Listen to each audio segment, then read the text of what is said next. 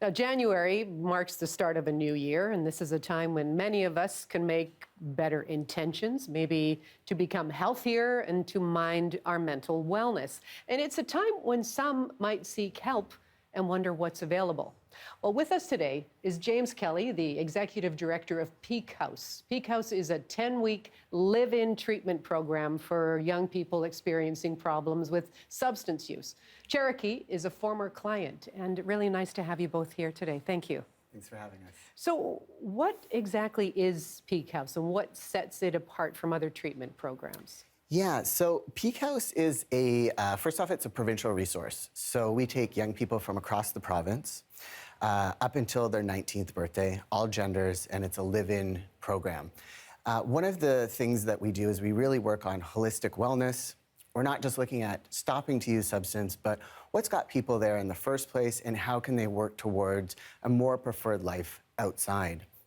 Peak House also is set aside because we have an education program. So we have a schooling program for young people that may have come in who are disconnected from school or have been asked to leave. They're able to come back and many times catch up.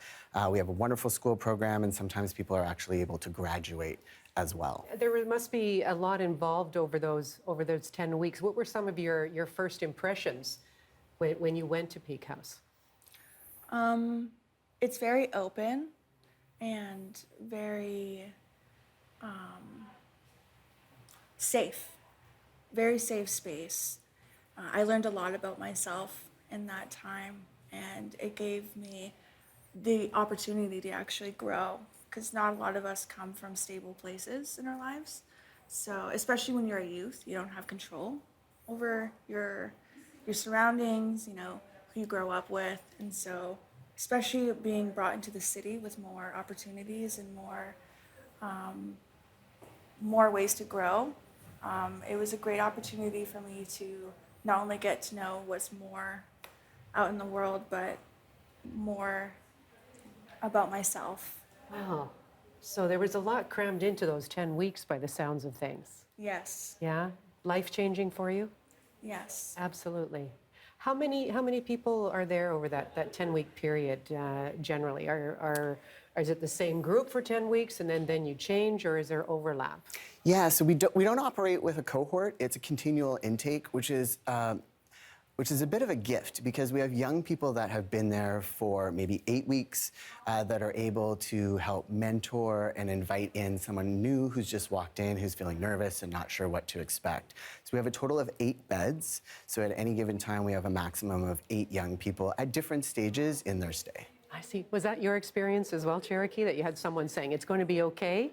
Yeah. Feeling a little nervous at the beginning? Yeah, for sure. Okay, and what are some of the things that you've come away with? Like, in what ways has it strengthened you or changed you, that experience? It shifted my perspective on my relationship with the outside world, the world around me, how I carry myself, even success. I didn't really believe that there was more out there than what I grew up with. And so being given such an amazing opportunity to get to know myself, like, it was genuinely giving me a chance to be a good person, a good kid. Because I was a good kid, and so many of these kids are good kids. They just need to be given a chance. They need to be given the tools to be able to pick themselves back up. A lot of our youth are struggling a lot with, trauma and, struggles. And, being able to actually take a look at that and to acknowledge it and to respect that and be able to have a different relationship with that is really, I feel, what Peak House has done, for me.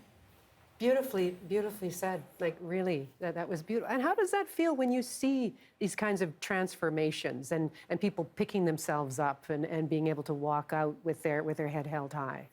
Well, listening to Cherokee always gives me chills because she has such a beautiful way of explaining her experience and the experience of other young people that come to us.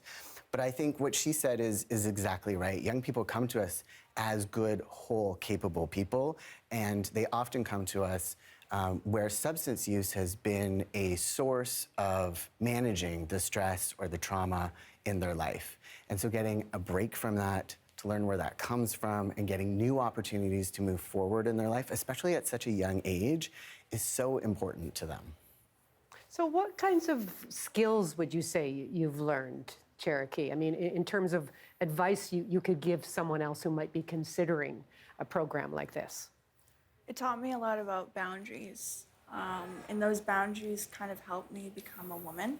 Recently turned 19, so it kind of made me feel more established in myself. It built a temple within myself. There's a lot of, respect I gained for myself after going through the 10-week program, and a lot of strength.